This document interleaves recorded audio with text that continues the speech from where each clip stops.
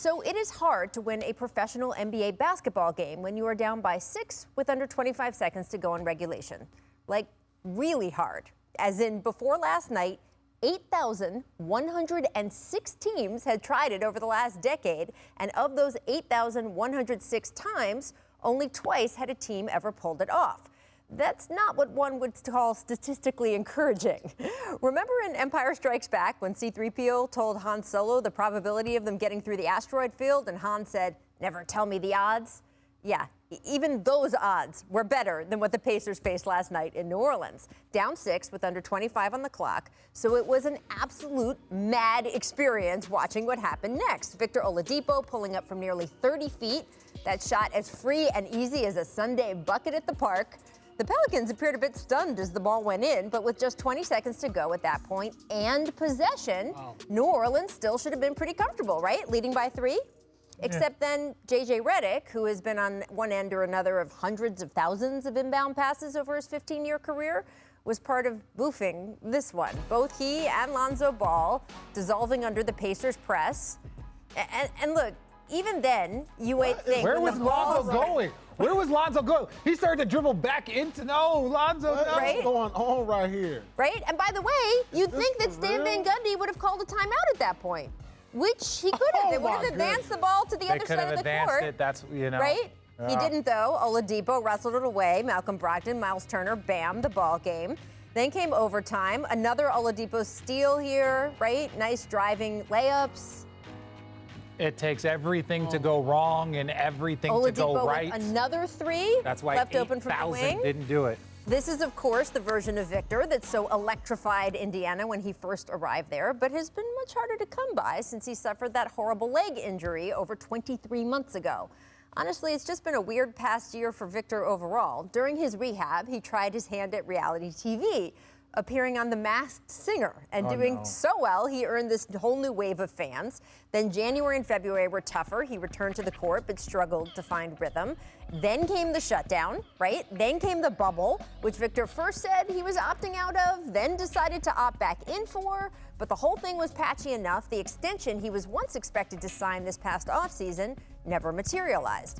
Oh, and somewhere in there, the Indianapolis Star reported that Oladipo wanted out of Indiana entirely, to the point he'd been asking opposing players to trade for him when they were on the court together. Now, Oladipo has denied that story. Well, players can't fulfill trade requests? Now that he's set to be a free agent at the end of this Not unless season, you're LeBron. There's certainly a good chance the Pacers will indeed trade him before the deadline to avoid losing him for nothing a few months later. All of which leads back to last night and Oladipo keying one of the NBA's more statistically improbable comebacks. The Pelicans didn't make it easy, even in overtime. This Lonzo dunk with 25 seconds left tied the score at 116, but Malcolm Brogdon finishing things off, sealing it for Indiana with this floater. The win moved the Pacers' record to 5-2, good for a tie for second in the East. Still plenty of questions, though. Can the Pacers stay in the top half of the bracket in this shortened season? If they do, will Oladipo even be with them at the end of it? I could work out the probability of all that, but as a great man once said, never tell me the odds. A good policy in an asteroid field, and apparently also in this weird, crazy NBA season.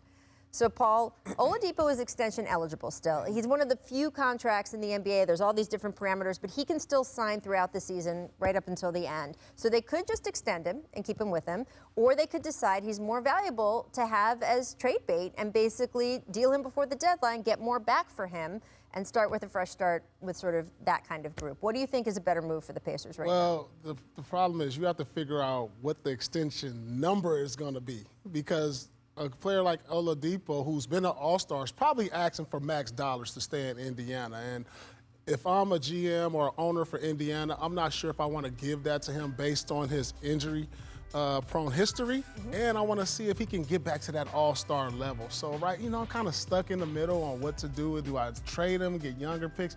But if I'm Oladipo, I want to stay there and try to regain form, because this is where they love you. This is where you made a name for yourself. This is where you became an all-star. And so the grass is not always greener on the other side. So I think he needs to, weigh his options a little better, but really consider staying in Indiana, maybe at a lower price. Yeah, and that's tough, though, because when you're talking smaller market, when you're talking about Indiana, to say that I want to take a pay cut to stay in Indiana, that becomes a little bit harder. I agree with you. They're invested in him. He was an all-star there. He'll have an opportunity to be an all-star. Like, they want to invest in him. But he also wants to get paid like a person you're investing in.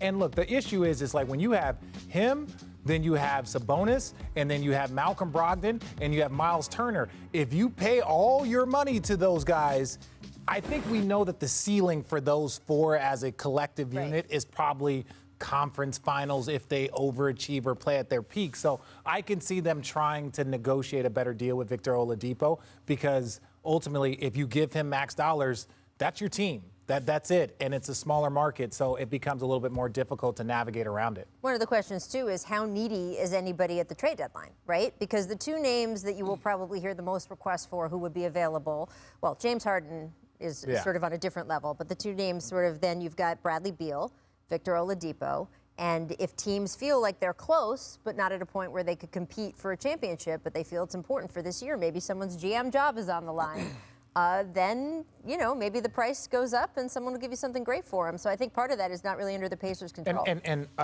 to your point, those two players, but I would put Victor Oladipo closer to like a Drew Holiday type, right, where he's a guy that can just kind of get you over the edge. Bradley Beal is a huge difference maker, right, the way he goes. So if you're trading for Bradley Beal, you're going to give up a lot, right? If you're trading for Victor, you might be able to finesse an opportunity where it's like a pick or like one or two young players. You might not have to give up much. So I think Victor's name is the one that a lot of teams are going to be pining for, just like Drew.